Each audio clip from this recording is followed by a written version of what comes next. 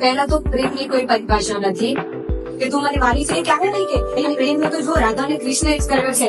તમને એ બી ખબર છે કે એ પ્રેમ નથી, એ ત્યાગ છે. જયારે રાધા માતાના પિતા નતા માનતા ત્યારે અમને કૃષ્ણનો ત્યાગ કર્યો છે. પ્રેમ છે ને એ નિસ્વાર્થ છે કે જેની અંદર સ્વાર્થ નથી. કોઈ બી વ્યક્તિ છે એ તમારી જોડે ક્યારેક કોઈ માંગ ના રાખે કે તું મારી માટે આ કર, તું તારી માટે આ કર. એને તમારી માટે કશું જ જોતું નથી.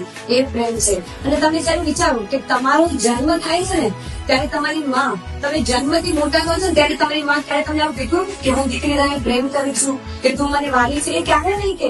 અને એ છોકરો જે બી તમને ગમતો હશે એ તમને કહેતો હશે કે હું તને પ્રેમ કરું છું. જે નથી કહેતી એનો પ્રેમ ખોટો છે, અને તમને જે આઈ લવ યુ કહે છે એનો પ્રેમ સાચો છે. તમે જયારે વિચારો એ છોકરીઓ ભણેલી, ઘણા લોકો આવા બી હોય છે કે રાધા કૃષ્ણ ને એક્ઝામ્પલ આપતા હોય છે કે ભાઈ પ્રેમ તો જો રાધા ને કૃષ્ણ જ કર્યો છે.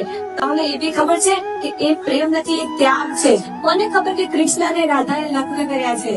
ભગવાન કૃષ્ણ અને રાધા ક્યારે વિવાહ નહીં કર્યા? જયારે રાધા માતાના પિતા નતા માનતા ત્યારે અમને કૃષ્ણનો ત્યાગ કર્યો છે. અને એ તો પોતાના બીજા વ્યક્તિ જોડે લગ્ન કરે છે જેમના પિતાએ પસંદ કરેલો છોકરો છે. અને ભગવાન કૃષ્ણ પણ બીજી સ્ત્રી જોડે, જે રૂકમણી જોડે લગ્ન કરે છે. તો હંમેશા યાદ રાખજો, પ્રેમની પરિભાષા જીવનમાં યાદ રાખજો કે ત્યાગ એ જ પ્રેમ છે. પરિવાર માનતો નથી તો ભાગીને ક્યારેય લગ્ન મત કરજો.